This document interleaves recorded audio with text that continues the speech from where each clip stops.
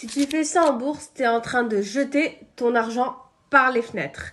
Je vais t'expliquer pourquoi. L'erreur, c'est le FOMO. Et ça veut dire quoi, FOMO? Fear of missing out. Tu vois une action exploser et tout le monde en parle et là tu te dis je vais rater l'opportunité de ma vie. Alors tu achètes et boum, le prix s'effondre parce que les pros vendent pendant que les amateurs achètent sous la panique.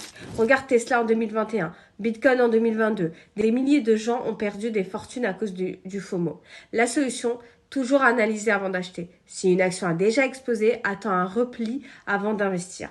C'est le problème, c'est que les gens, quand ils attendent, ils voient le repli, ils veulent pas investir parce qu'ils se disent, bah non, l'action, elle est à 2 euros alors qu'elle valait 100 euros, c'est qu'elle vaut plus rien, c'est que c'est bon, il faut pas acheter. Mais si tu l'as analysé et que tu vois que l'action, elle vaut le coup d'acheter, alors achète-la. En fait, le problème des gens, c'est que ils se disent, moins c'est cher, moins c'est qualitatif, c'est que cette action-là, elle vaut pas le coup. Mais non, au contraire, il faut acheter une action sous-évaluée, une action qui vaut rien du tout. C'est comme dans un magasin, que vous allez dans un magasin, vous voyez des prix pas chers, il y en a qui disent, ah bah non, c'est pas de la qualité parce que c'est pas cher, vaut mieux prendre une qualité supérieure, sauf que, un prix supérieur, sauf que non, un produit avec un prix supérieur, ça veut pas forcément dire que c'est une meilleure qualité. Donc là, c'est pareil, il faut attendre le plus bas pour acheter. Et on le voit aussi avec l'histoire de Trump, là, son Bitcoin à Trump.